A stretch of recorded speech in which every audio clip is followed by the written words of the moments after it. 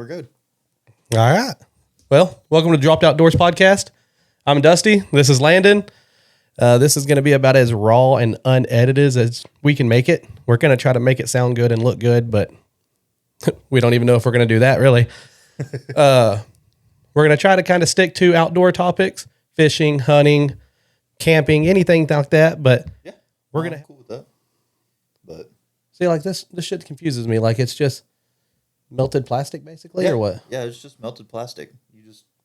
That one I 3D modeled with my phone, and then moved it in, and moved it into the computer, and then sliced it on an app, and then hit print. So do you have to like take pictures of the mount?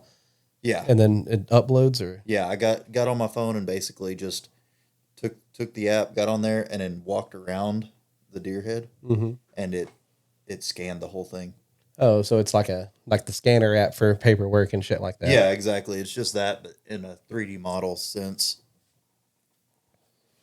So it caught, I mean, you're catching everything from like the little nub over here to that point. I'd say what really gets me is, I mean, you can't see it on the video, but you have these little nipples like right here and right here, and even over here that are legit printed onto the small one. Jesus. Yeah, no, it's a lot more accurate than what I thought. See, this shit it blows my mind. I don't know why. I mean, obviously, we call it pulling a Landon. You fucking decided I want a 3D printer, bought a 3D printer, ran with it for like a year, and it's like, I'm bored with it. Now you just decided I want a 3D printer again. So now you just start again? Just pulled it back out and went to playing with it. But the modeling aspects got a lot easier. Like before, if you were going to 3D model something, it was a lot more difficult as to where this, like, I'm just taking pictures with a camera, with my phone, as to where before you used to have the app, go on there and try to design something yourself with like exact. Yeah, you told me at one point for other objects, like you have to actually download like the files and everything like that to 3D print, and with that you don't have to. No, that basically I just went in there, scanned it, and then moved it from my phone to my computer and put it in the app, and it's done. So what's like crazy shit? Like what is some crazy shit you can do? And don't get too technical with it, but like just some outrageous shit you've seen people 3D print, because I don't know a whole lot about 3D printers at all. I mean, they're printing like tools and everything nowadays. It's like workable tools, like you can actually use. Yeah, like there's people printing. Well, time to print another one. Yep, smoked it. I don't know. I think you're good. Oh, you lost one. We lost the time. Boy, your points just dropped. Good thing it didn't break real life. I'd be awfully disappointed. Which one was it that broke off? Fuck, I don't know. I don't even see it. Oh, just the tip. Just the tip. Gosh almighty. When that's all you got to work with, that's a big deal. Oh, man. So, I have another question for you.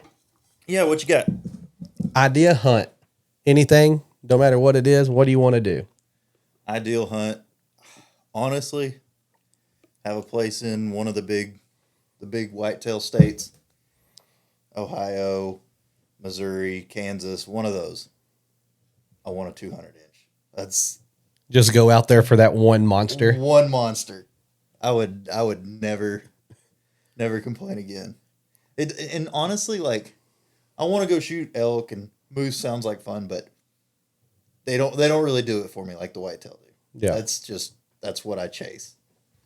So for everybody that don't know, that does listen, I'm extremely bare bones and primitive on 90% of the shit I've done in my life. Landon is, I call him Mr. AI, like technology. Like this dude's like, oh, 25 grand for thermals. Got it. I'll go ahead and buy 3 of those. Like he likes his technology. So you're going to hear a lot of the differences in our hunts. Like mine, Argentina, dove hunt. I just think it would be cool to have 3 shotguns. You're handing it back to somebody. They're loading. You just keep shooting. I mean, until you can't touch your gun anymore. Or I want to do a blow dart gun hunt, but do like an actual big game. Like, I don't know if you can pull it up anymore because you have all that. Yeah, I think I fixed it. If you can, do Tim Wells and do his black bear blow dart gun. Like this dude, he legit the same. Have you seen my blow dart gun? Yes, sir. It's the exact same one he has. He's the one that makes it. And he takes this thing hunting and kills a black bear with a blow dart. That's insane. It's absolutely nuts. Like me personally, I ain't as in shape as Mr. Tim is. So my fat ass will not be getting within about 5 feet of a bear, but doing like an elk or a whitetail. Yeah. Something along those lines. Yeah. So like, dude, is just right there. That's insane. Like that's close enough for him to legit knock the shit out of you if he wants to. You don't have time to move if that bear comes at you. No, not at all. Like it's over at that point.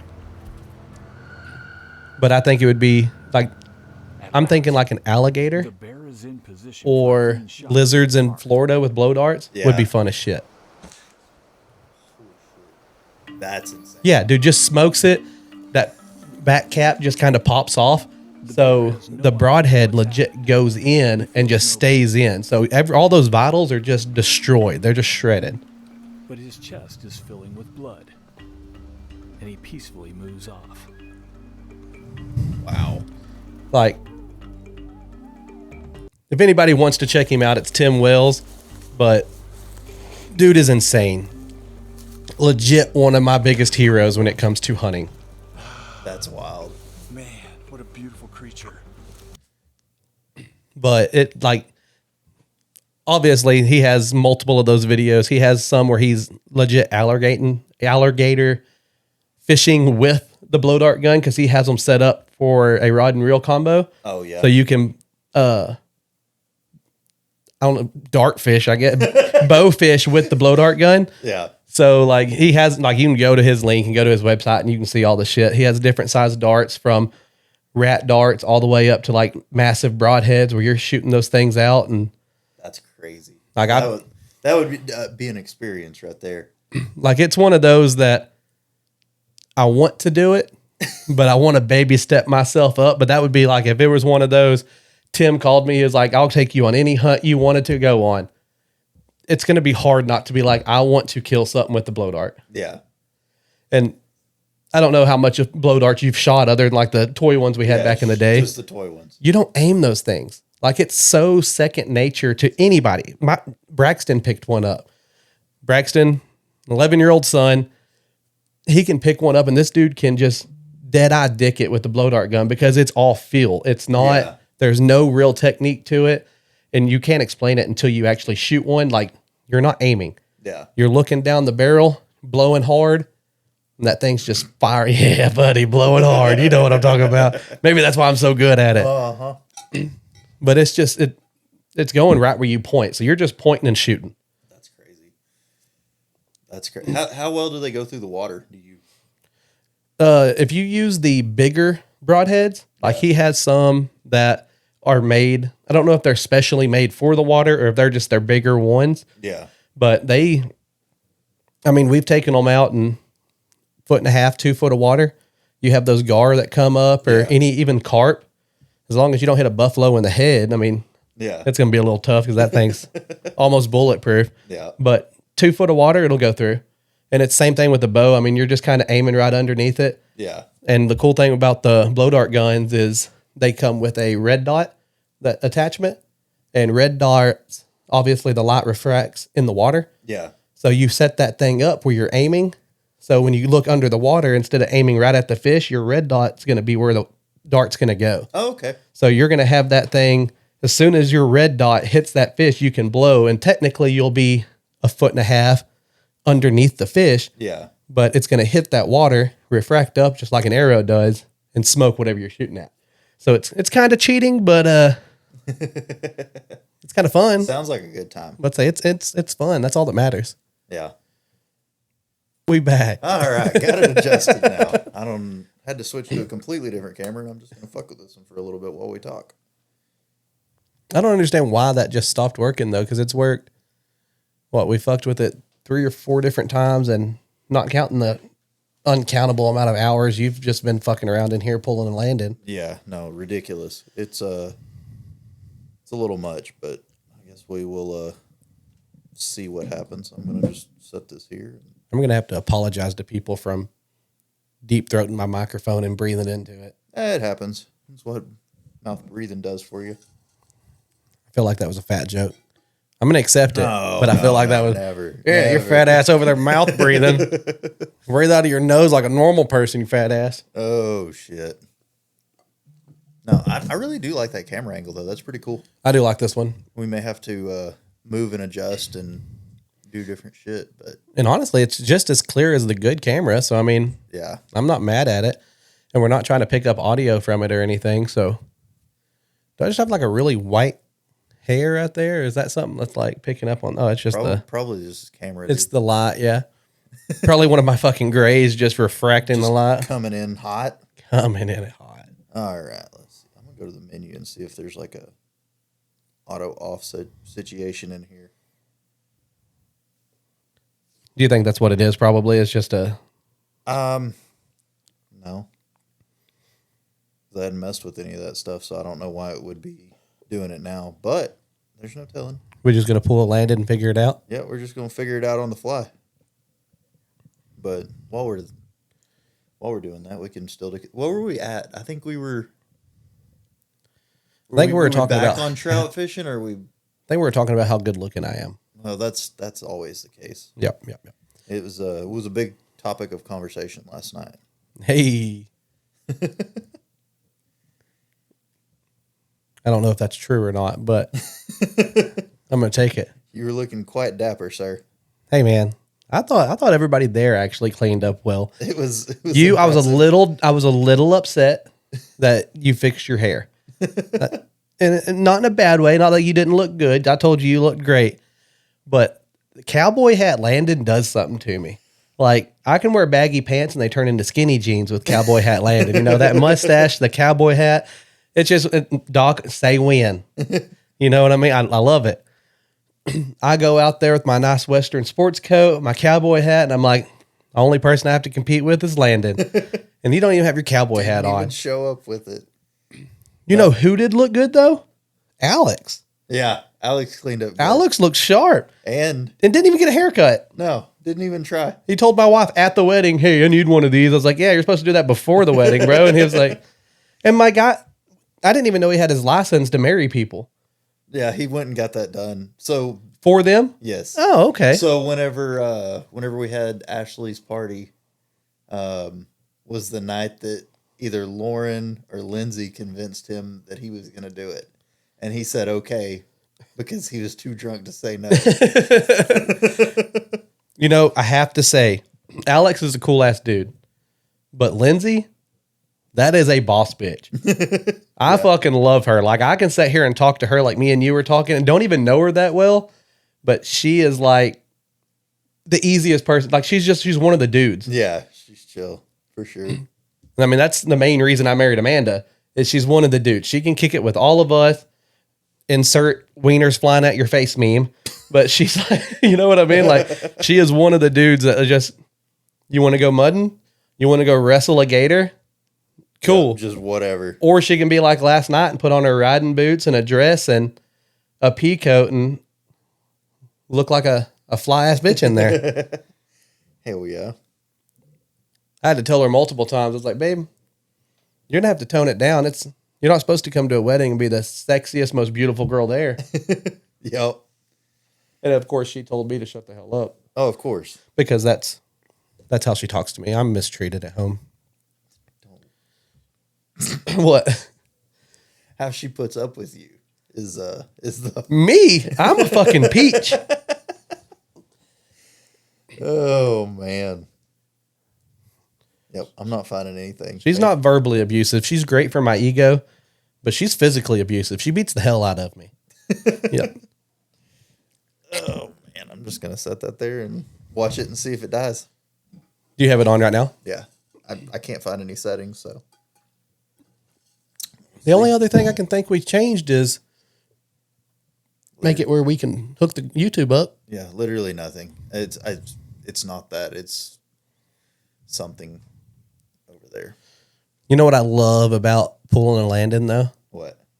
This is going to annoy you so much that next Sunday I could come over here and you're going to have 3 of those 2 times bigger and 2 times newer sitting here because you got so pissed off. You're like, nope, I'm going to figure this out. You can't say I'm lying because that is shit you do. That's going to bug the shit out of me. 110%. Look at the gun wall. He buys one, gets bored after he shoots it once and says, I'm going to buy 2 more. How many guns have you bought? That's a good topic. I'm just going to put you on blast to make fun of you the whole episode. How many guns have you bought? Did it shot one time, sold it and bought him something else because you're like, I didn't scratch that nerve I wanted it to. Oh man, more than I'm willing to talk about. I think the one that disappoints me the most. So this is a fan favorite. Everybody loves it. Awesome gun. The Scar. Yeah. I want to love that gun so bad, but can't do it. Every time I bought 3 of them, and every time I play with them, and I'm like, nope, and I turn around and get rid of it, and then a few months later, I'm like, it's a me problem. It's got to be a me problem. Yeah, and I love you. One of my best friends for as long as I can remember. It is a you problem. Nobody else has that issue that I know. It's all you. Oh, but no, that one's weird. That one, I want to love it, but I can't. But take this out if you don't want me saying it on the air, but you have probably $30,000 worth of guns. It's a fair statement. Give or take, roughly. Yeah. But you still talk about I call them planking guns. Yeah. Your 22, silenced 22s, stuff like that I can go outside on my front porch and shoot at a target for 4 hours, and I have just as much fun with this as I do anything else I have. That's 110% correct, and probably the reason some of my 22s cost more than anything else I own. That's a 22. And you have, you know what? They can see it good. Run down everything you have on that gun. Well, we got the Trigicon scope, which I don't know what it is now. I've had that scope for 12 years. At the time, it was a $1,000 scope. Okay. So we'll say a hot grand on it. Yeah. Just because when you bought it, it was a grand. And yep. You've got the Atlas bipod. Those run 200 to 300, depends on which one you go with. Can't remember if that's the QD version or not, but that one, not too bad. I think Mama's home. Yeah, Mama's home. Anyways, so the mask suppressor, 300, 400, somewhere in there. The Bagara action and carbon fiber barrel, I want to say that was 700. And then I am going to cut you off on that carbon fiber barrel. I know you can't really see it because it's kind of hidden, but it looks so dope on the little peep sights going through there that you can actually see the carbon fiber part of it. Yeah, for sure. And then what is the Kydex or Kydex stock chassis system? That's the expensive part. So all brand new. A 22 just to play with. What did you put on it? What do you think? How much? Just probably under $4,000 for a 22. Don't make me add stuff up. That's whenever.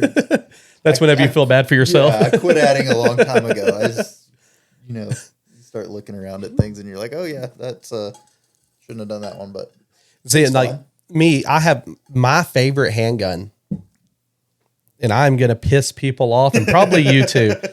I have shot almost, I would say roughly any kind of handgun you could think of, I have shot. Yeah. Just a tried and true high point. Everybody hates high point because they're cheap and they're trash guns. That is the straightest shooting. I can drop that thing in the Brazos River, pick it up out of the mud, and shoot something. It's going to shoot exactly where I'm pointing. I love that gun. In every throw bag I have, yeah, high points in there. If I go hunting at the dairy, with the hogs and all that. The high point's what's on my waist. I am taking that high point pistol with me everywhere I go. And I mean, hell, I have some of your pistols at my house. I don't even take. I can because you probably don't even know all the pistols you have at my house. I know. But a high point is what I'm carrying. I love that gun. Yeah. And everybody hates it. Now, what do you think? Why does everybody hate high point other than it's cheap trash? Because Glock 40. 110%. It's cheap and it's blocky and ugly. Can get a hold of it. It's basically known as the ghetto gun. Swagged out, bro. And I mean they're heavy. They are heavy. They're blocky. They're ugly. But I mean, I guess as a throwback gun, it is a perfect gun. Yeah. Well, the most important gun is the one that you have on you.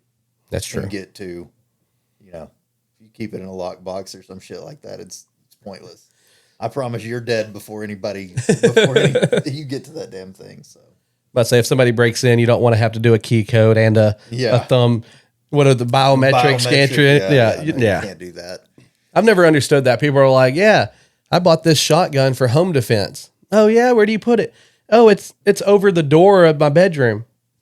So you have to get out of bed, run towards the intruder, and if you're like me, butt ass naked, jumping up and down trying to reach a shotgun just to defend yourself. Nah. No. The most important gun is the one you can get to every time. See, that's why I always carry a little tomahawk next to the bed. You ever seen a fat guy naked running at you with a tomahawk? That's fucking petrifying. I would run. Exactly. I would run. Ain't nobody want to mess with that. This guy's either crazy. That's it. Yeah, it's just crazy. This guy's nuts. I don't know what he's going to do to me. I'm out. Gotta get out of here. That's right. So, oh, man. What is obviously you have these in here. And this is kind of, just so y'all know, this wasn't just set up for the podcast. This is my wall before. I'll say this is just his office. This is his room. This is his wall. So what guns do you have home defense wise that you're like, no, I got this for defense? Yeah. Realistically, I don't really buy guns and, this is what I'm going to use. Yeah. Most of the time it's a Glock 17. Just tried and true. I mean, police force use it, everything else. So I just go with the basic. That's what you have next to your bed. You're going to be able to grab. Bone stock 9mm holds 15 rounds. Always shoot all 15. Yeah. Don't stop. Don't Just keep squeezing. Yeah.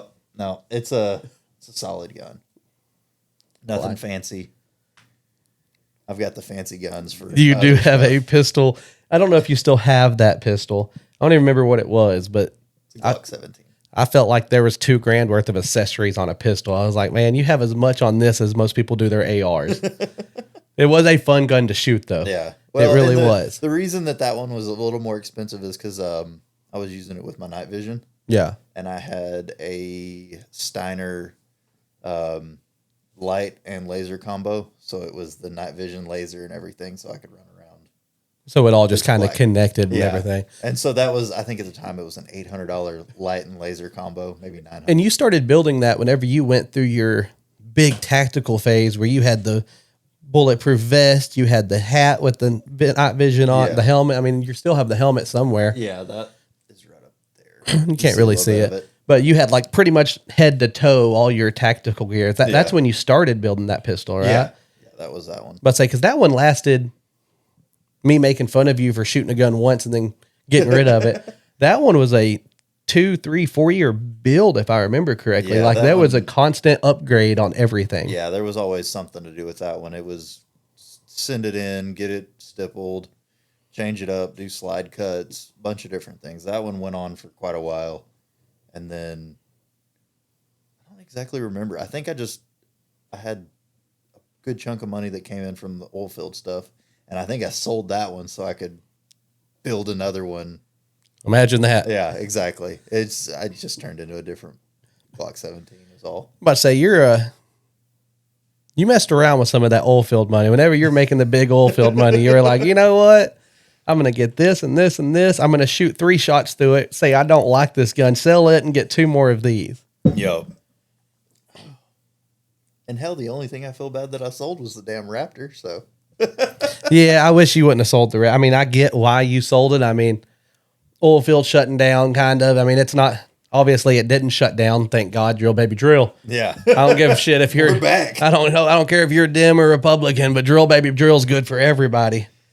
But I still wish you would have never sold that Raptor. That Raptor was nasty. Yeah. And that thing wasn't just a bone stock Raptor. Like that thing had almost everything you wanted on it outside of. The only thing it didn't have was a sunroof, and I didn't want one. So it was exactly what I wanted. It had, I think the guy that I bought it from said it had about $80,000 worth of upgrades. And Raptor at that point, this was 2019. I'd say these were before COVID. One of the brand new Raptors, though, was it not? No, I mean, that one was a 2014. When did they start coming out? 2010. Okay. That one was a 2014 version. It and the biggest deal, they started making them again at 2017. Okay. 2018. I was about to say, I wanted to say there was a stock, because I don't remember 2010 and on. Yeah. No, there was a break, but whenever they came back, they stopped putting V8s in them, so it was all V6.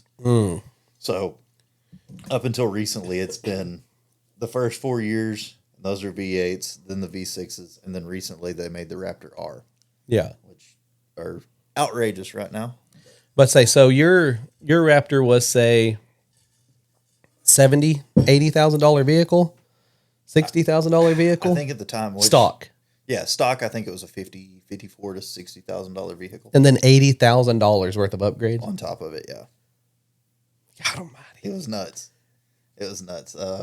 Fucking oil field. Shuts down and get rid of all the cool shit. Yep. We'll have another one eventually. It was a fun toy. You know, if y'all start listening to this and really sharing it, this time next year we could have 2 of them. 2 of them. It's that saying, you know, your boss shows up in a brand new Lamborghini and tells you, yeah, if you work really hard, put in the hours, next year I can have another one of these. Fuck that guy. Yeah, for sure. Oh, man.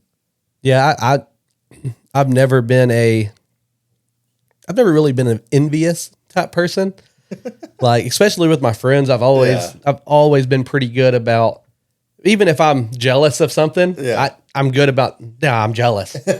But I've always been a root for your people thing. Like, I'm not I want to sit at the top of the ladder and give you high fives. Like, I want you to be up there with me. Like, I want to win as a team. Yeah.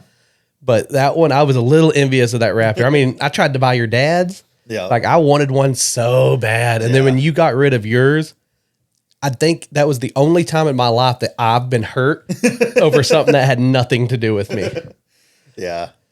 No, that was a fun toy. It was one of those things. It was a toy.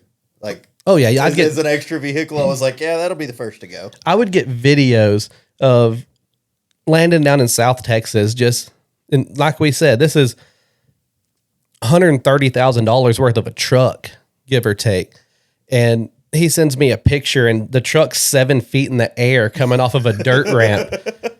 And I'm like, what are you doing? He was like, oh, there's like 10 of us out here, and we're doing this dirt track race. And then I get videos and pictures, and there's like 10 people out there, and they're ramping these trucks, jumping them, like turning them sideways and drifting around. I was like, good Lord, bro. Yeah. Like, that's nuts. That was fun. It's exhilarating. You just kind of get your blood going. It's strange. So I know we haven't mentioned it here, but on the bachelor party, which we talked about, we did do putt-putt and go-kart racing. Yeah, the go-karts. Me, I'm a big dude. I mean, we're both tall. I mean, you're 6'5", I'm 6'3". I'm 280. Most go-karts, like luckily you're skinny. Yeah. You look goofy as fuck in one because your chin's resting on your knees, but you don't have a belly there either. Yeah. I'm 280 and 6'3". Like, I'm a shark in a tuna can. And we started talking about what could we do to build a dirt track go-kart for an adult, a full figured man, if you will. and I've looked into some of that. You can literally buy these go-kart frames. Excuse me, I had a little hiccup. But get the tubing. We'd have to do some welding on the tubing and modification. Yeah. But these go-kart frames, they're like $700, grand maybe for a good one. And I guarantee we could do that, get the tubing, weld it on, make it bigger, and then put actual like good axles and leaf springs and shit like that from a vehicle, whether it's like a Bug or something. Yeah. Like kind of do a go-kart frame and then do a mixture of those sand buggies you see that they, like the old school, like, what am I looking for? What's the word? Dune buggy? Dune buggy. Yeah. But don't go as long or as stretch. Keep it short but wide. Yeah. And then you could put some like dirt slicks on it, like they do for like dirt track racing, like the lawnmower racing they do and stuff. And I guarantee we could build us one for $2,000 and have a good 125, 250 even. Yeah. Like dirt bike motor on it. I bet you could probably get 40 to 50 miles an hour out of it. For sure. Be all over the place. That would be a fun one for sure. That might be a video for YouTube. Do a video of like the build and everything, and then that's something outdoors we can go and screw up because you are the perfect psychopath to hurt yourself on one. You know, I've avoided being hurt. And I don't understand that. You're the only guy I know that smoked a tree head on, crawl out of the truck and say, "Oh, I need a beer." Like, yeah, we need to go have a drink. Hey, Landon, were you drinking whenever you wrecked your truck? No. I need one now though. we're gonna do it afterwards for sure. I still remember that. 'Cause you're like, "Oh no, I totaled my truck." And I was like, "Are you all right?" You're like, "Yeah, dude, I'm cool." I'm thinking ran off the road, ran into the trees because over there by the lake, it's nothing but trees. Yeah. I wasn't thinking like you took down 3 telephone poles, 4 trees, and your truck 60 foot up in the air and tied up a tree. Like this truck went from a full size vehicle to like the size of a matchbox. Yeah. And your big ass crawled out of it like, damn, that sucks. That wasn't good. But on to the next. Screaming, "Do it for Dale" as you're flipping. Oh man. Yeah, no. That's I've been fortunate. Never too many between 4-wheelers and everything else. Like had the 4-wheeler run me over the whole 9 yards. And see, and I'm a loser. Like I'm very cautious. I'm like 75, 80 miles an hour, on the interstate. Like don't do anything crazy. And then I hang out with y'all and I'm like, I want to go do that. And then what screws me is I get in the passenger seat first. Yeah. I can't do that anymore. No. I jump in the passenger seat with you or Colton or anybody else, and I'm done. Yeah. I'm not a passenger princess. Yeah. Thanks, Tad. I'm going to get that so it doesn't shut off on us. Secret Lab, if you're watching this, my boy needs a McLaren chair. Yeah, 110%. Just one. I don't need one. I don't care about McLarens. This guy, he needs one. We need another chair in here. How many of these chairs do you have? How many have you had? We go to email them for a sponsorship. They're going to pull up your account and they're going to see how many chairs. I've had 5. And these aren't cheap. No. And they've gotten more expensive. The first one I bought was like $300. And then the next couple were right around that $300 to $400 mark. And then I bought Ashley a chair for her office. I gave Kinsley my old one. And those, I think hers was $450, $500. And then bought the Lamborghini chair 2 years ago, whenever they came out, or a year ago. And I think this one was $700.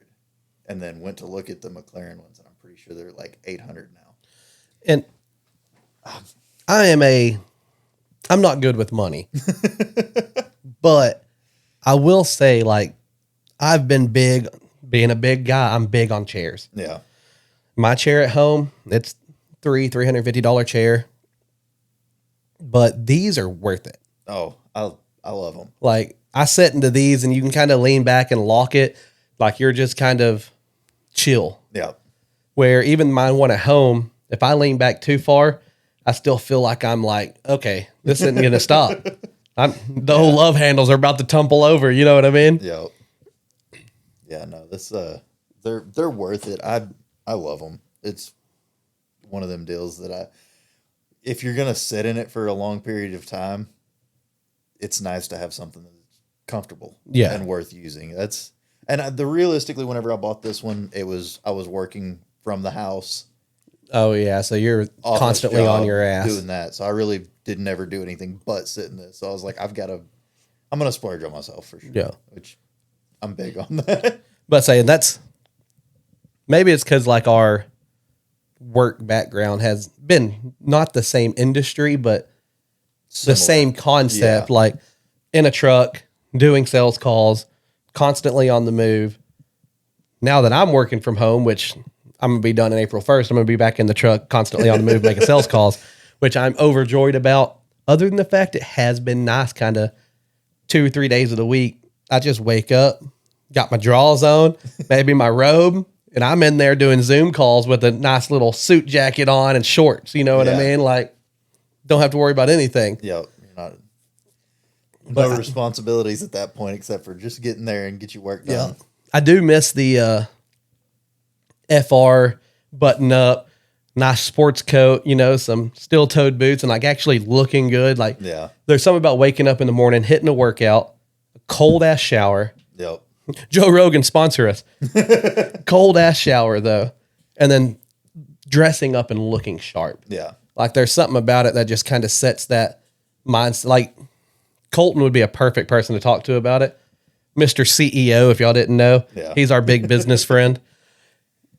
Like, there's just something about waking up and getting after it in the morning and then dressing sharp that you would walk out, or me personally, I would walk out of the gym and be like, yeah, I'm a bad motherfucker today. Like, Yeah. I'm going to go sell some shit. Yeah. You know? Just puff out your chest a little bit. Yeah. And I have noticed working from home, like it's nice, it's simple, it's very relaxing. But there's days I'm like 1 o'clock, and whether I've busted my ass all day and not been able to breathe or haven't done shit, you still don't exactly feel accomplished. Yeah.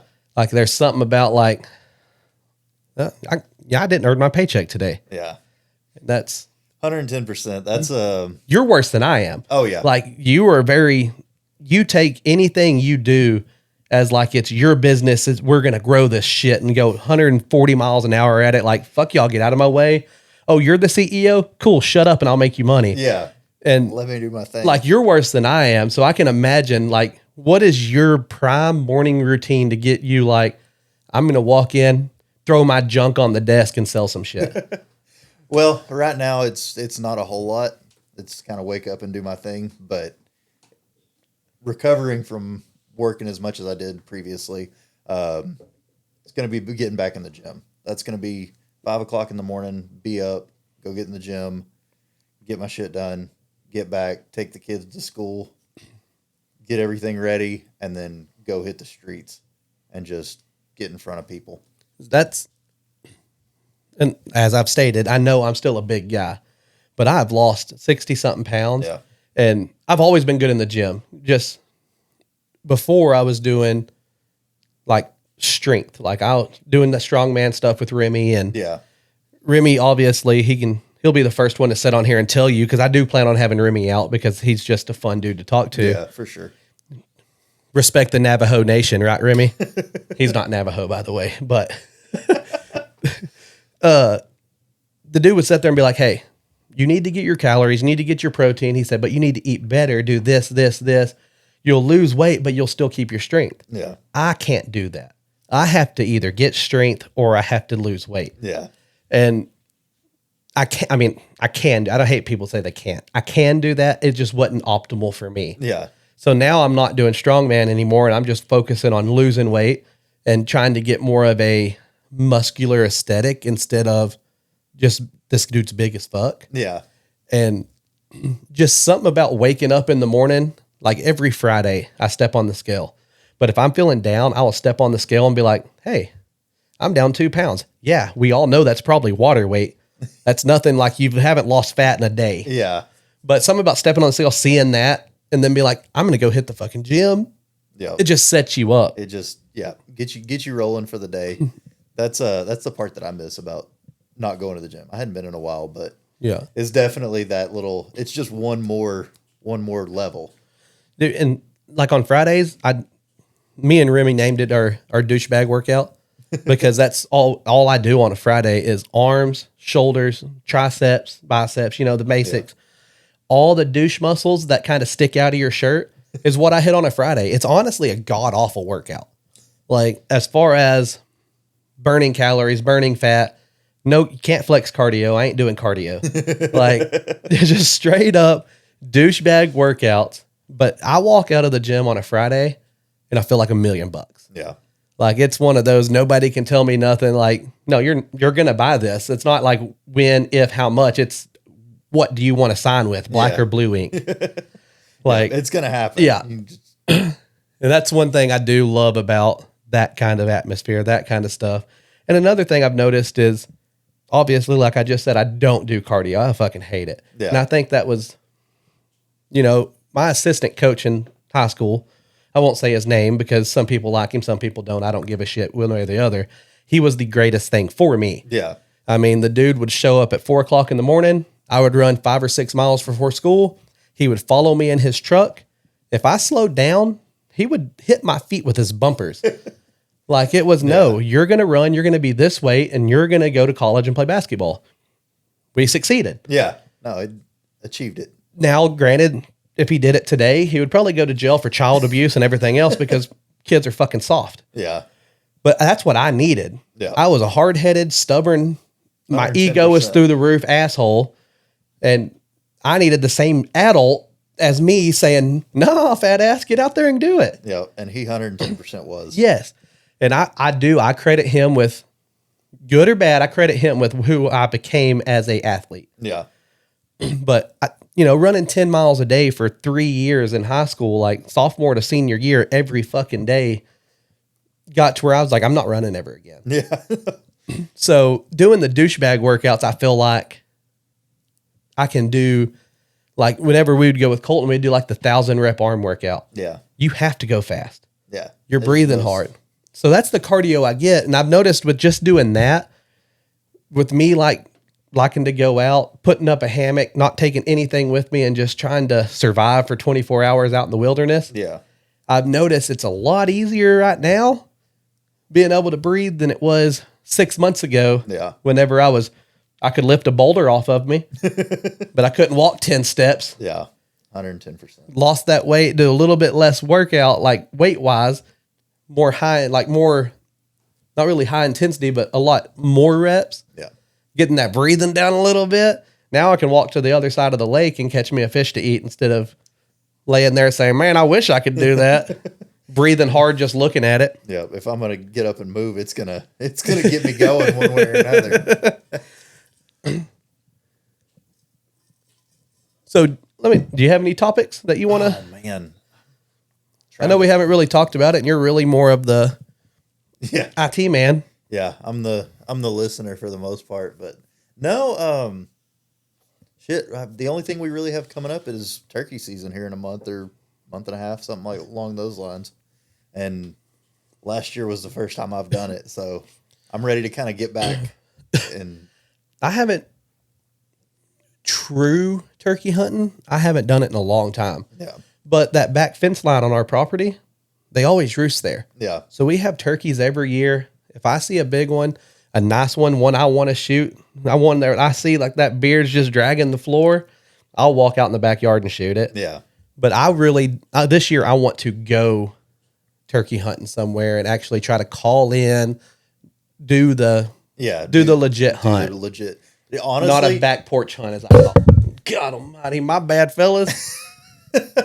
No, so I've done hey, look out in the pasture. There's 20 of them running around. Let's go shoot one. And that's the way I've done it forever. Like, they've just been in the backyard. We do have perfect properties for that, though. They're great for that. But no, this year, like, I would hear one in the far back and just heard them every evening. And so I got with Tyler and was like, what do I need to do? They're not coming up to the back porch. They're not doing that thing. I'm going to have to move this year. What do I need to do? And he was like, you're going to have to sit in a tree and just underneath one and sit there and be still. And, he kind of guided me through calling. And so I bought a few different calls. What kind of call are you using? So We played with the box call. I couldn't get that one down. I played with the ones that fit in your mouth, and See, I love those, but I can't do them anymore. I used to be able to do them good. yeah, And now I can't because they tickle too much. yeah. And I don't know. I'm just doing something wrong with my tongue where it starts vibrating and tickling, and I will spit that thing out in a heartbeat, bro. Yeah, it got me a couple times. I finally figured out a little bit how to do it. Not good enough to actually get out there. I don't know what they're called, but it's basically the chalkboard is what I would call it. I don't know. Like I said, I hadn't done this ever. It's basically just the rub, the scratch call. So you're just scratching, and so you just sit there and chirp at him a little bit. And he came. It took probably 6 or 7 sits. Like I had one morning where I sat there for 2 hours and called back and forth to him, but he was 2 properties over. There was a tractor plowing a field, and then I was here, and he would just back and forth, but just wouldn't come past that tractor. Wouldn't come around the tractor, and so sat there and played that game for a few days, and then eventually I'm sitting there and I hit it and hear something coming from the exact opposite side. Don't know if it's the same turkey or a different one, but he came out and I got the job done. That was it was an interesting one for sure. He unalived himself. Yeah, for sure. Yeah. Let's say so. Let me ask you this. Yeah. We could do it at my house or we could do it here, whichever one. Blunt tip arrows. I mean, I'm a big bow guy. You're getting into it. You're having your hobbies. I mean, it's weird to say you're getting into it because when you get into something, you're not a put your toe in the water. You're more of a dive off head first. Yeah. So you probably have more shit than I do right now, even. But I've just shot longer. Yeah, I guess technically. Yeah, no, I went out and did the thing, bought the bow, decked it out, the whole 9 yards right off the bat. So yeah. I've got a setup that most people would be and you have a damn good setup. Yeah, most people would be like, man, I wish I had that. Don't know how to shoot. You're going to get your bow out and you're going to have archers saying, damn, bro, how long you been shooting? You're like, 6 months. Yep. They're expecting, since I was born. Yeah, exactly. And it's one of those deals. It would be a blast. That turkey, and I've heard some things that if you let him come in a little more. Me, as soon as I saw him, I was like, "Oh shit, he's here!" And then turned the gun and shot. There's no patience. There was no patience there. Like I've heard how cool it is to have him come up and flap and all that stuff, but let me ask you this, and I'm going to put you on the spot because deer. Yeah. Big deer hunter. We talked about earlier on your idea hunt is still whitetail. Yep. You send me pictures and I'm like, oh, cool. That thing's huge. When is it getting processed? And you're like, oh, no, I didn't kill it. Yeah. So with a deer, I've seen you wait 2, 3, 4. Hell, there's still a monster out there that you don't want to kill that you want your daughter to kill. Yeah. And I can name off about 10 people right now our age that if you let them come out here, they would be here tomorrow to smoke that thing. Yeah. And you're just like, no, I'll wait. What do you think the issue is with hogs, turkeys, stuff like that just drives you nuts for like, I want to kill it. But a deer, you can have a Parker County monster. Yeah. And just be like, nah, screw it. I'll wait till next year. See if he gets bigger. Man, it's how long I've hunted them. Yeah. That is 110%. I shot my first buck at 5. And since then, I think, what am I, 35 now? I've probably killed at least one every 2 years since then. Yeah. So it's a lot more about been there, done that, but it's still. And you always one up yourself too. Like I'm sure there's been hunts you've been on where you're like, I didn't get anything like I got last year. Yeah. But every time I see you bragging to me about a kill, about an unalived deer, I don't know if we can say kill on this. People might try to censor us, but hear you bragging about one of those, like, look at this thing. Yeah. It's always a one up of the previous one you did. Yeah. And you think that's just the longevity of it? Like it's. Yeah, I think it's a lot of that, and also it just depends on the property. Yeah, I've hunted this property forever. Every year I can kind of guess what's going to be there the next year, And so last year, the only deer I killed was actually at my mom's house. So that was actually a smaller deer than I had shot previous years. But And she has a nice property too. Yeah, Like she she has has- some that comes in. yeah, there's been some bigger deer that have showed up after I shot that deer that I was like, that's a pretty, there's a 10 out there that's probably bigger than anything I've ever shot. Well, so that's one thing we might want to do here is where we can actually switch through and you can actually pull up the deer like we did with the YouTube. Yeah. Whenever we talk about ones, and we can, that way people can see it too if they want to. Yeah, we can probably set up something where we can pull up the Moultrie setup because I use the Moultrie cameras. Again, if this gets out there and people hear this, I apologize for bringing this up, but this is, like I said, raw and kind of unedited, and we're going to talk about ways we can make this better while we're doing this. Yeah, for sure. But so it was smaller than your previous. But, being out there, it was a different feeling. It was like, oh, this is something that I had never done before. It's always been one property and stayed the course. And then last year I realized. And you have a couple deer here right now that you're like, oh, in 3 years it's going to be a monster because you're really good at keeping your deer. Yeah. So I'm just putting that out there for them because I kind of get where you're coming from because I've seen it with my own eyes. Like you're like, no, I'll kill this one in 2027, and he'll be a good one. Yeah, for sure. No, that one he was a good deer. There wasn't anything wrong with him. It was just a different part of the country, and I was like, holy shit. I wasn't expecting anything. Like went in with no expectations. So whenever you kind of go in with no expectations, when something shows up that's like that's bigger than anything I would have imagined. Did he give you the shakes again? Oh yeah, 110%. It was great. I haven't got the shakes in a long time, and I love getting the shakes. Oh yeah, no, it was that was an interesting hunt because he never daylighted.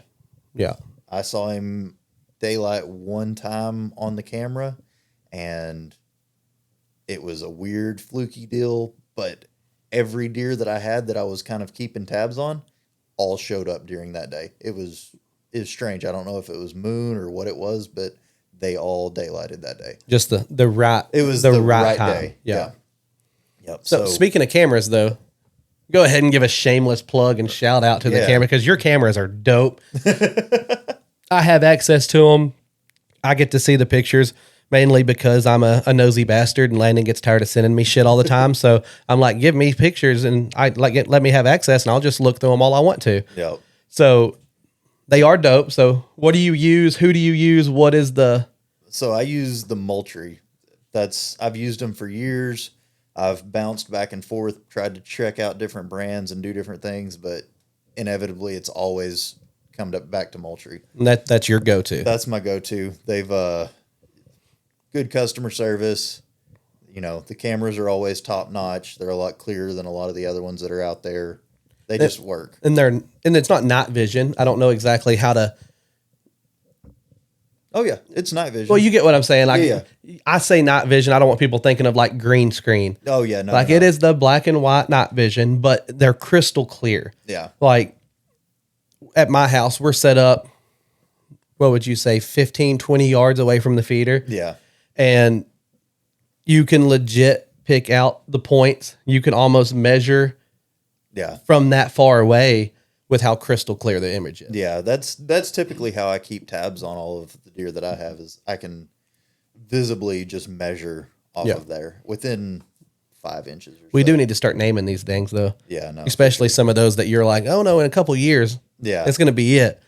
But Well, hell, the one that I was really planning, if he would have made it 3 more years, that's the one I had planned on. He got hit by a car, but oh, did you find him? I did. Yeah. Did it break your heart a little bit? It did. It was a sad day. I was really like it was a weird situation. I got told that there was a decent sized buck that got hit by a car, and I eventually came around and found it. And I was like, shit, that was him. That's mine. That was him. That was Jimmy. He was. I think that was his second set of horns, so he'd have been 2.5. But he was a full 8, long tines and all that. What would you have scored him, you think? Right now, he would have probably been 108 inches is what I would have said. So in But 3 years. 3 years, he could have been been 150, 160. Yeah, I was about to say high 140s, low 150s, what I was going to say. So Yeah. which you're the expert on that. I'm not. So I was just going off of what, I mean, I guess essentially you've taught me over the years. But that's one thing about Landon is if you ever need somebody to manage hunting property, he is your man. I love that shit. This guy has, hell, since we were 14, 15 years old, Yeah. you've kind of managed this property. But back whenever your dad was here, then you kind of took it over and took a run with it. You've kind of managed it all the way through. Yep. And you switch the feed up. You do what you want to. Protein. You do the attractants. Like, you've done everything. So, like, like a lot of these deers, like, I was going to make fun of you and be like, yeah, Landon loves these deer more than he loves his dogs on some of them.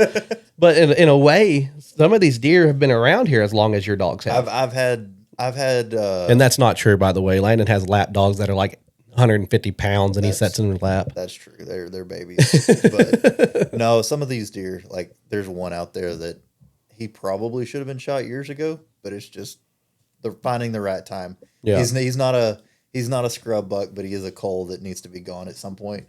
Was expecting him to eventually just disappear, but every year for the last, what was it, 2017, so this would be year 8. So if he comes back this year, he's probably a 9 or 10-year-old deer, and I've watched him every year. So it's a pet at this point. He's a pet. Do you catch yourself going into that very often, like with how you are, like pretty much seeing these things year 1, and then now in year 4, year 5, you're like, man, I want to kill it, but I don't. Yeah. It depends. So if there's a target buck and he's the one, yeah, like there's no remorse, but it does feel like I've got a pet out there more than anything, just because I am able to bring them in so frequently, and I've learned their patterns and know where they're going to be at most of the time. And I can almost pinpoint, like with the one that's been here forever, I can tell you when he's going to leave. He'll disappear for 2 months and then be gone, and then he'll just show back up. Yeah, and you can almost tell exactly when it's going to happen. I can, within a few weeks, I can tell you exactly where he's going to be at. I don't know where he goes to.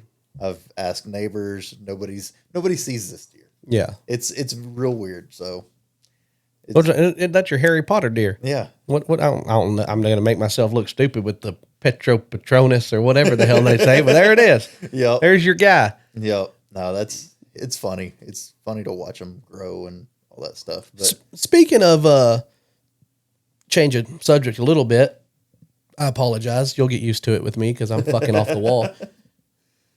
Living here, don't know where he goes, where he's technically from, but we have a fucking America bird pretty much right here on your damn property. yeah. Dude, it's been all over the interwebs in our little Parker County town. Yep. A bald eagle. The bald eagle. A bald eagle right here. And if you listen to this from anywhere else that they're all over the place, that's not how it is in Texas. No. I've seen maybe 3 my entire life in Texas that were in the wild. And this one's, I mean, just by our research, and we're not experts, obviously, but they live within about a mile of their hunting zones. Yeah. So the fact that it has been spotted here 10, 15 times in the last 4 or 5 months, you would think it lives somewhere within a mile of your house. Yeah, he has to be around here somewhere. I've tried to look and see and try to find like a nest or something. I haven't found anything yet, but that's not to say it's not. Well, I looked up some of these nests just to be like, I wonder how hidden they can be. And then you look at these and it's the size of this damn room. I'm like, okay, you're going to know it's a nest when you see the nest. Yeah. No, I've looked and searched the property and all that stuff. He's not here that I know of, but we're keeping our eyes open. You spent many hours looking. You pulled a landing on that eagle, didn't you? Yeah, we went and searched the back part of the property and looked around and took a drone up, all that good stuff, and I didn't find anything. But and your daughter, she's a lover, not a fighter. She don't want to kill things. She's not a hunter, but she is a very outdoors girl. Yeah. Like, I don't know how many times I've been over here and she just disappears. And I'm like, where are you going, kid? Oh, walk through the woods. Or drag your daughter with her. Yeah, that's... My daughter's a fucking feral little monster, man. She'll get first time she got lost in the woods, she was 2. Yeah. She woke up. We were sleeping. This is like 6, 7 o'clock in the morning. She wakes up. Somehow we have a door, like the childproof door locked. She somehow gets this thing open and just wanders out. We see her down there, like finally find her, and she's down there playing with the chickens. Yeah. Like just sitting down, bird shit all over her. She and to this day, she still likes to go out there and fuck with the chickens. But we walk into my mom's house. She's outside playing, and obviously on my property, I mean it's all fenced in. Kids never go outside the fence line. Like we do stuff at my house. We're like, hey, stay in the fence line, do whatever you want. 4-wheelers, whatever. Go have fun. Be kids. Try not to get hurt, but if you do, shit happens. Yeah. But she somehow crawls through a barbed wire fence, doesn't get touched. She's like 3 or 4 years old. And I guess it scares her because she can't figure out how to get back through the woods. Yeah. And all we hear is a very faint, "Mama, Mama." So, of course, Amanda, mom mode, she sprints out, freaking out, damn near hurdles a 5-foot barbed wire fence trying to find her. And my dogs are ultra protective. Yeah. Like that's the only reason we find her is our dogs were running back and forth between Amanda and Brindley checking on them. Yeah. Like the kid just gets lost in the woods and then your daughter comes out here and they're like, "Oh, we're going to the woods." I'm like, "Don't do it." She's going to run off. Yeah. Feral little monkey. They just run. I guess that's one of the good things about having property is you just get to be out there. We were the same way. Oh yeah, 110%. I had this little, I don't even know what it was. It kind of was those things called Tamagotchis or whatever. Oh yeah. It looked kind of like that. It wasn't one, but it looked kind of like that, but it had a timer on it. And my mom would set that for 5 or 6 hours. Yeah.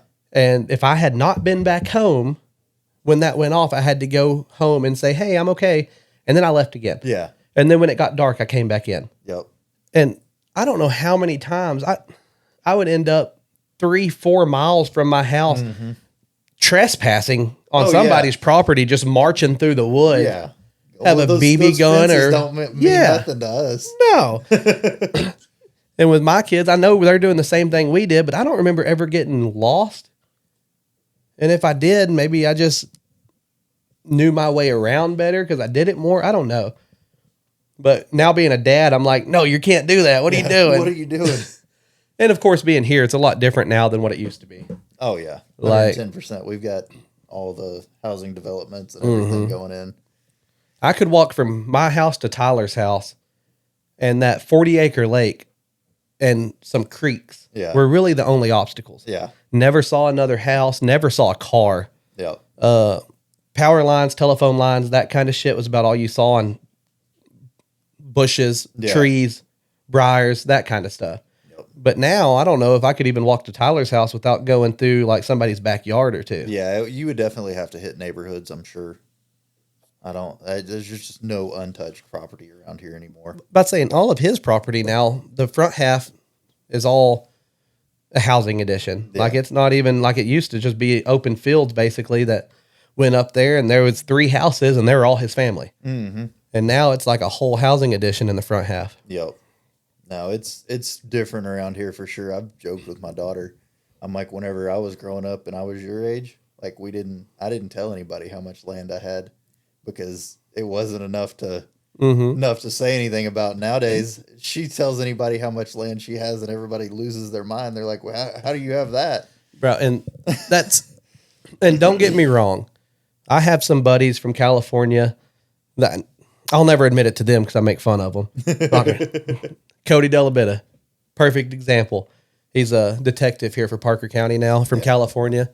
One of my favorite people. Yeah. Love him to death. But you would think I hated the guy the way we talk to each other. I'm like, dude, go back to San Francisco. Like, I don't want your kind here.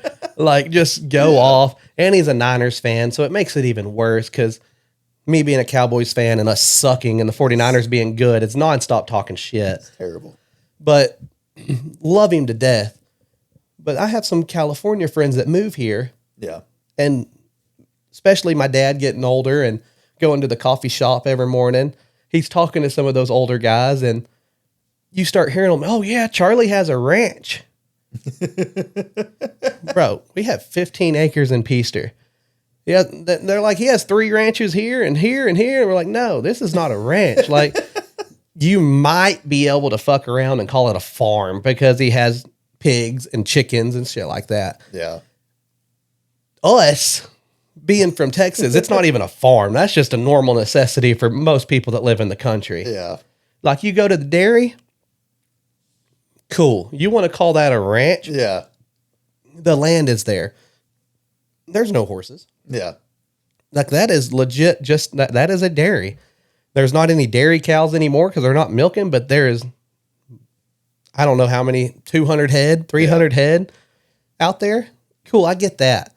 But you come here and call 15 acres a ranch, drives me nuts. Like, no, you have a piece of property that's not even big. Yeah. That you put some cows and some chickens on. It's not a ranch, brother. Yeah. No, but nowadays, like, they're calling, what are they calling these damn 2-acre lots? Or they're calling them like, oh, I don't even know. It's like either I think it's a ranchette or some a ranchette. It's some stupid stuff, dude. 2 acres, Yeah. bro. You go, and I was a little spoiled. Oh yeah. Growing up on the dairy, like we had, you could walk for 2 days and not get from one end to the other. Yeah, you know, wouldn't. And out there, honest to God, you could walk for a week and not know if you ever got to the end of it because there's just so much open field everywhere. Yep. Like there's a house every 30 miles, maybe. Yeah. So it's just nothing but farmland. That is it. I mean, you've been there, you've seen it, and just nothing but farmland. That's what I call land. Yeah. Whenever you get here and you have 2 acres, bro, you still live in a gated community. You're not on a ranchette or a ranch or anything. You're a gated community without the gate. Yep. Pay a little extra. You can have an HOA telling you what you can and can't do, just like in California. Yep. Exactly. No, it's strange to see the times change this place. And I've never been to California, like especially the big cities. I'm sure there's places in California where they're like us. Yeah. Where they're like, oh no, 2 acres isn't a ranch. You know what I mean? Yeah. Like I know there's stuff out there. But the inner cities, I'm sure 2 acres is a lot. Yeah. I mean, you go to Dallas and I had friends I went to college with that you're living on 20 acres. They're like, good Lord, your family must be rich out here. Like, not really. Like, especially in this area. It's cutting horse capital of the world. Like, no, we broke as fuck. Yeah. Like, we're slumming it around. yeah, here. we are not rich. Let's just put it that way. We're nowhere near the top of the food chain. Yep. But it blows my mind how, and I hate to say culture, Yeah. but it really is. Oh, yeah. And I'm not talking like a racial culture. I'm talking more of like a city, country lifestyle culture. How people like grew up. yeah, because I can see if you're used to being able to look out your bedroom window and look into your neighbor's bedroom window and see watch their TV because you're that close. 2 acres is a lot. That's a lot, but for us, that's no. how do you live on 2 acres? Yeah, you know, it's hard. Dude, I wouldn't know what to do. We've talked about moving and doing different things, and every time I'm like, I need land. I need somewhere where I can just, if I need to, just go escape. like I'll stay where I'm at right now until my kids graduate. Yeah. But either I have enough money, I can do what I want, and I'll get land in, say, like in Montana. We've talked about that. Somewhere in Montana, Iowa, anywhere where there's good hunting, probably, because I do want to have somewhere where I can do different breeds, not just whitetail all the time. I would like to have elk, bear, even stuff like that, and be in a colder climate. Just because I think hunting in the snow is so fun. I think it's so cool. But if I don't have that and I just have a little bit of money, living like I do now off of the sales and stuff like that, I'm just going to move farther west. Yeah. Like, you start getting out there to Graham, Olney, places like that, that's hour and a half, 2 hours away. Yeah. There's really nobody there anymore. I mean, you have a town of 2,000 people. Yeah. That ain't crap. Yeah. And you're back to that, 40 acres is not a whole lot of land. Well, you can also get 40 acres there for 13,000 an acre instead of here where it's like 30,000 an acre. Exactly. Yeah. No, And that'll be either that or if I'm at a job where I'm can work anywhere I want to. Yeah. Like at least in that part of my career, I might just sell everything I have or, I wouldn't sell the land because I will leave that to my kids, my brother's kids, my sister's kids. They will get our chunk of land, period.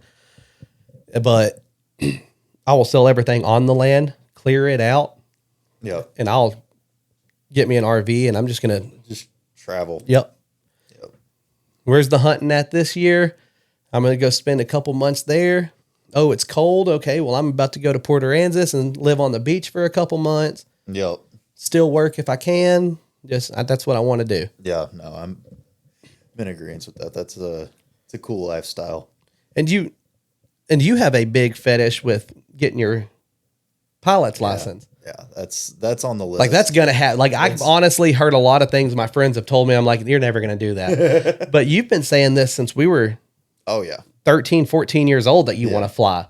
So I really believe like this is gonna happen. It's not a even if you never own your own plane, you're gonna have a pilot's license. Yeah, I'll have a pilot's license. It's becoming more and more of a thing that's coming to the forefront. Yeah.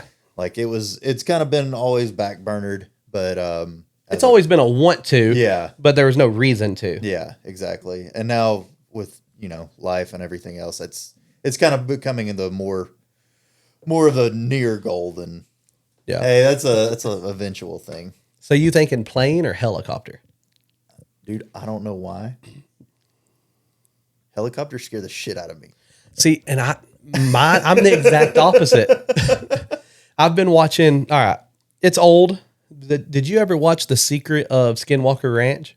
Yes. Okay. Yes. Falling back into it, your boy's fucking just hook, line, sinker. Like I'm nibbling the worm right now. Like, I'm going all in on it. But they have a helicopter that the owner, his brother owns like an aviation company or whatever. So they fly them in and out on this helicopter. Very simple 2 to 4 seater helicopter. Nothing big, nothing fancy. Completely tinted, all blacked out, just a murdered out helicopter. Very basic. And it is the sickest thing in the world. And watching him take off smooth and land and I'm like, okay, Landon gets a helicopter. I'm going with him. Dude, Landon gets a jet. I'm out. I don't trust this guy. I don't even trust him in a car. I'm not going to do that. Yeah, no, it's I don't know why. I think it's something with the rotational forces and knowing how rotation works. That blade up top just doesn't sit right with me, man. I don't know. I've thought about it a few times. Ashley's mentioned it. We've got a friend that does helicopters and stuff, and I'm just like, I don't. And for what you want it for, a helicopter honestly probably makes more sense. Yeah, probably does. You're not wrong. But you're the one with the pilot license. You get what you want, obviously. Yeah, but it's one of those like maybe one day, maybe I'll go on a few helicopter rides and it'll leave. I'll be like, oh well, this is nice. There's a place in it might be in PA, but I think it's in Galveston that they do helicopter tours. Yeah. And I kind of want to do it because it's not cheap, but it's like a 20, 30-minute ride. Yeah. And I was like, to get your first feel of a helicopter, and it's a tourist helicopter. They're not doing anything stupid and crazy. Yeah. Like it is a legit scenic route tour. That might be a good one to go on a few times. That one, they do one down on the Frio River also. That goes and they fly over the river all the way down. That one looks pretty cool. I've thought about it several times, and that would be a cool ass trip too, because the Frio is love the Frio. Yeah. Also, didn't know you could bass fish there as much. I mean, I've seen bass and stuff like that, but like recently, some of the YouTube videos and stuff like that have been popping up where people are just hammering them out there, and I'm like, never realized that. But did the guy I like to watch that lives around here, John? John B. Right? Yeah. Does he have a video of the Frio? Yeah. Okay. Yeah, I need to watch that one. They just posted that one, I think a few months ago. Either a few months ago or I caught it a few months ago and it's from a year ago. Okay, yeah. One way or another, but he was there and they took the kayaks down it and did the thing and they caught quite a few. It was pretty interesting. I was like, well, that's that's definitely something new to me. Like I see the catfish and stuff there, but never really see like bass hanging out. But I guess Yeah. whenever you've done it a while and you know what you're doing, then And that's to go back to getting the shakes on your hunt because Yeah. you did it at your mom's house. I think that's my thing with fishing so much is I get that excitement every time you get every time there's a bite and it gives you that hard tug, that initial Yeah. tug, especially whenever you just throw it and it slaps the water, they slap it. There's just something about a above water strike yeah, that it makes me feel just like hunting. yeah, And I think that's my biggest thing on it. But when it comes to fishing, there's so much. I mean, I guess with hunting there is too, but there's so many fine details you have to learn on temperature, Oh, yeah. the what is it, biometric pressure, barometric pressure. yeah, the barometric pressures. There's so much little things like that you have to do that it's like to really fine tune Yeah. yourself. And I don't know, like I try to get in depth with it, and I'm like, I love fishing, I enjoy it, I could do it every day. yeah, But there's a lot of stuff. I'd rather just pop up bass forecast and them say, "Hey, it's a good day. You go fishing." And I'm like, "Yeah." But I guess if you really sit down and learn it like you have with the land management and stuff like that it would probably be better off for you. Yeah. I just don't know the difference. Like the Frio, obviously, it's a colder river. yeah, It stays cold. yep, So it's great, but normally cold weather and fishing don't really go hand in hand because the fish are going to be lower. yeah. They're going to want to be And I think the thing with that is it's going to be the fact that river is shallow. yeah. Like you're talking deepest parts are probably 10 feet, but most of it is less than 3. So even if they are, say, buried at the bottom, you're still not but a few feet off of where they're going to be at bedding or feeding or whatever. Speaking of fishing, you know what we need to do? What do we need to do? Port Aransas and go floundering. That, yes, 110%. That's one thing I have never done. I've seen it done a million times. I've watched people in person do it. I've just never actually did it, Yeah. but it's right up my alley. Dude, it's awesome. I think like last time we went, it wasn't the best.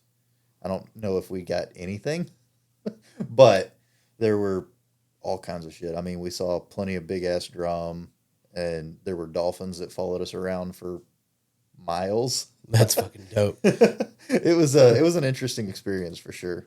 So are they following the boat or Yeah. are y'all Yeah, they're- walking or what? No, they were following the boat. We had a boat with an air motor on the back of it, and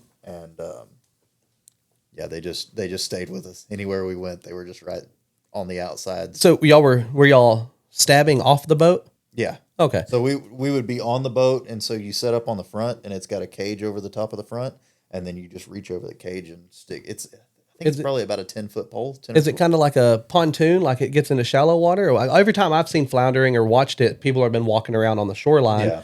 and that's where they're doing it at. And like I said, it looks fun. Yeah. I've never seen it done from a boat. Yeah, no, it's a flat bottom boat, just like a John boat, basically. I think the one that we were on was like 16 foot with a big air motor on the back. Not like the ones you see going down the Brazos or anything Yeah. like that, but it's like a Not one that's going to go 90 miles an hour and blow you off of it. It's so you're looking like and that one's just more for so you can glide along the top, and the fish don't really get bothered by the noise, but that's creeping across the top of the water instead of propeller in the water or something like that. Or stomping next to it. Yeah. Yeah.